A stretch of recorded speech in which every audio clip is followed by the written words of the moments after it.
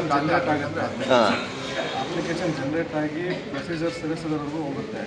ಅದು ಒಂದು 4-5 ಡೇಸ್ ಒಳಗಡೆ ಮುಗಿಯುತ್ತೆ. ಗೌರಿಬಿದನೂರು ತಾಲೂಕಿನ ಕಲ್ಲೂಡಿ ಗ್ರಾಮದಲ್ಲಿ ಇ ಪೌತಿ ಖಾತೆ ಆಂದೋಲನಕ್ಕೆ ಚಾಲನೆ ನೀಡಲಾಯಿತು. ತಹಶೀಲ್ದಾರ್ ಅರವಿಂದ್ ಈ ವೇಳೆ ಮಾತನಾಡಿ, ಗ್ರಾಮ ಲೆಕ್ಕಾಧಿಕಾರಿ ನೇತೃತ್ವದಲ್ಲಿ 35 ಹಳ್ಳಿಗಳಿಗೆ ಭೇಟಿ ಮಾಡಿ ಸಾರ್ವಜನಿಕರಿಗೆ ಪೌತಿ ಖಾತೆ ಕುರಿತು ಅರಿವು ಮೂಡಿಸಲಾಗುತ್ತದೆ. ಖಾತೆಗೆ ಬೇಕಾಗಿರುವ ಕನಿಷ್ಠ ದಾಖಲೆಗಳೊಂದಿಗೆ ಇ ಪೌತಿ ಖಾತೆ ಮಾಡಿಕೊಡಲಾಗುತ್ತದೆ. ಸಾರ್ವಜನಿಕರಿಗೆ ಸ್ಪಂದಿಸುವ ಕೆಲಸ ಮಾಡ್ತೇವೆ. ಇ ಪೌತಿ ಖಾತೆ ಬೇಕಾಗಿರುವವರು ಸಂಪೂರ್ಣ ದಾಖಲೆಗಳು ಇದ್ದಾಗ 20 ದಿನಗಳ ಒಳಗೆ ಪೌತಿ ಖಾತೆ ಮಾಡಿಕೊಡಲಾಗುತ್ತದೆ ಎಂದರು.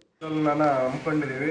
ತಾಲೂಕಿನ 35 ಕಡೆಗಳಲ್ಲಿ 35 ಹಳ್ಳಿಗಳಲ್ಲಿ ನಾವು ಹಮ್ಮಿಕೊಂಡಿದ್ದೀವಿ. ಒಂದೇ ಸತಿ ಎಲ್ಲ VS ಕೂಡ ಅವರ ಸರ್ಕಲಲ್ಲಿ ಒಂದೊಂದು ವಿಲೇಜ್ನ ಸೆಲೆಕ್ಟ್ ಮಾಡ್ಕೊಂಡು ಪೌತಿ ಖಾತೆ ಆಂದೋಲನ ಮಾಡಬೇಕು ಅಂತೇಳಿ ಈಗಾಗಲೇ 10 ವಿಲೇಜಸಲ್ಲಿ ನಾವು ಮುಗಿಸಿದ್ದೀವಿ. ಆದರೆ ಇವತ್ತು ಮ್ಯಾಸಿವ್ ಆಗಿ 35 ಹಳ್ಳಿಗಳಲ್ಲಿ ಅಟ್ ಎ ಟೈಮ್ ಮಾಡೋದು.